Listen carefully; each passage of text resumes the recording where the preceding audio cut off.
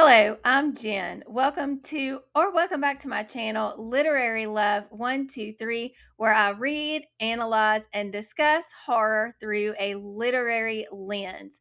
Today's video is a weekly wrap up for the week of January 4th through 9th. I will be right back after the intro to talk about what I read this week.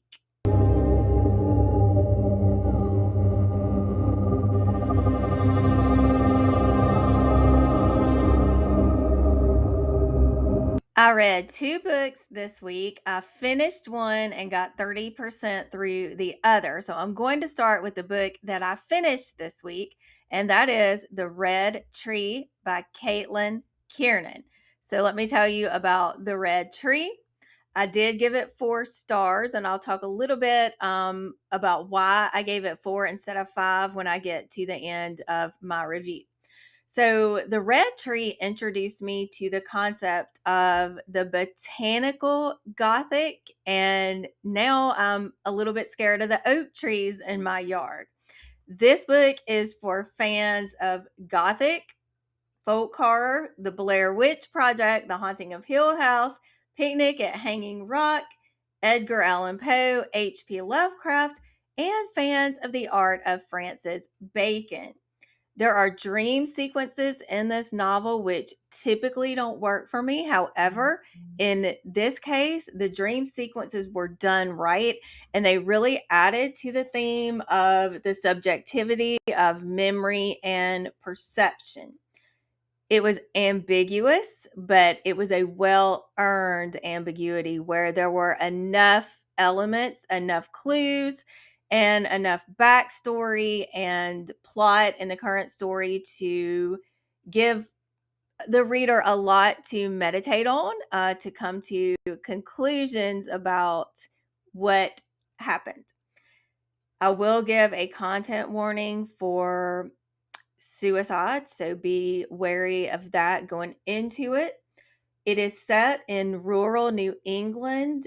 We follow writer Sarah Crowe, who grows up in Alabama, moves to Atlanta, and then flees to an old rural home in Rhode Island in order to escape the pain of her recent loss and also to complete her next novel. However, when going down into the basement, into a almost hidden sort of secret archway beyond the basement, Sarah discovers and finds herself immersed in a deceased anthropologist's unfinished manuscript about an ancient oak tree located on the property.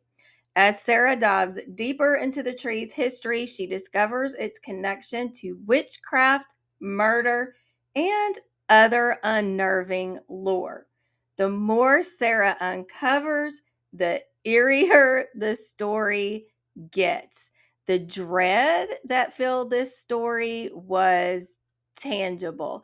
It is one of those sort of subtle stories, and I really appreciate this kind of horror that's not in your face, constantly something happening. This is that build up, that tension, the uncanny things you wouldn't think you'd be scared of, but you're scared of. Like I said, oak trees, which I have quite a few in my yard. Then in the story, a painter by the name of Constance rents the attic room above Sarah, and when Constance arrives, the tree and the manuscript's lore and lure. I'm so sorry about that. Should have turned my phone off. Anyway, when painter Sarah arrives to rent the attic room above Sarah, the lure of the manuscript and the oak tree and the unsettling power of each increases, resulting in the uncanny and eerie experiences for Sarah, Constance, and for the reader. It is written in epistolary format. There's a book within a book and a book within a book within a book. This deals with cursed media, or in this case, to be exact, cursed manuscript. There's a great deal of intertextuality where author Caitlin Kiernan brings in the previous stories I mentioned, like the Blair Witch Project and the Haunting of Hill House. And she has quotes from some of those works that lend very well to what's going on in the story. There's also the Gothic theme of nature reclaiming its territory.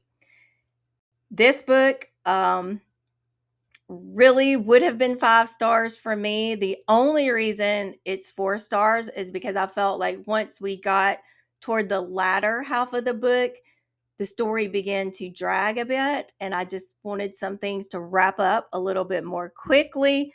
But this is definitely a contender to go on my favorites for the year. And I know I'm saying this, and this is the first book I finished this year, but I really feel like this is a strong, strong story, and I will be reading more from Caitlin Kiernan.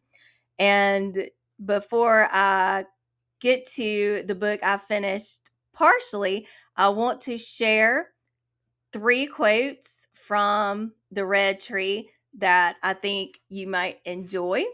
So I'll be right back after the quotes to talk about the second book I read this week.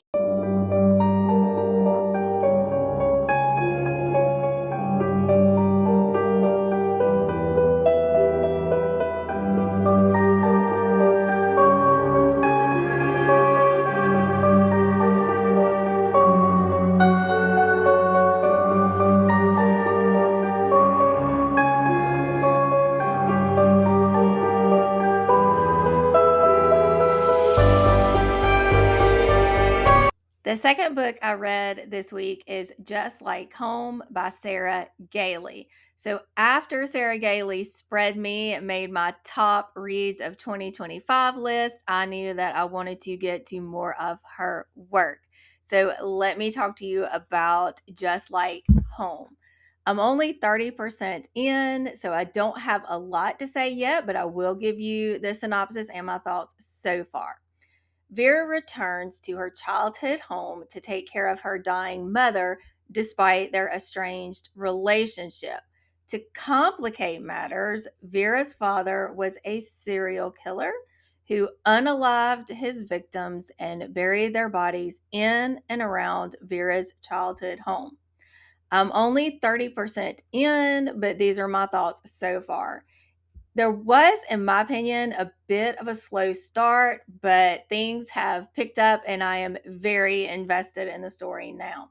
We have dual timelines, the present timeline in which Vera has returned to her childhood home, and then we have flashbacks from the time when she was a child and her father was still in the home and Vera was innocent of all his doings, we'll say. There in the current timeline is an artist who is renting the guest house there on the property.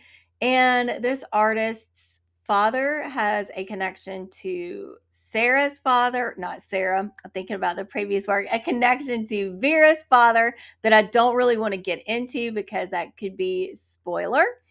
There are odd occurrences happening. Vera is finding notes around the home that are written in her father's handwriting. So she thinks that this artist is doing it, but he says that he is not. And there is a great deal to say about the symbolism and metaphor of haunting, what it means to be haunted, because we have, of course, Vera going back to this place of her childhood and dealing with what her father did and her feelings about her father. She has memories of loving moments between the two of them. And then we also have, like I mentioned, these notes that are appearing around the house. So Sarah cannot really escape. Sarah, my goodness, Vera cannot really escape what it is that she's going to have to face in this house. So I'm looking forward to getting to the rest of the book and telling you what I think of it.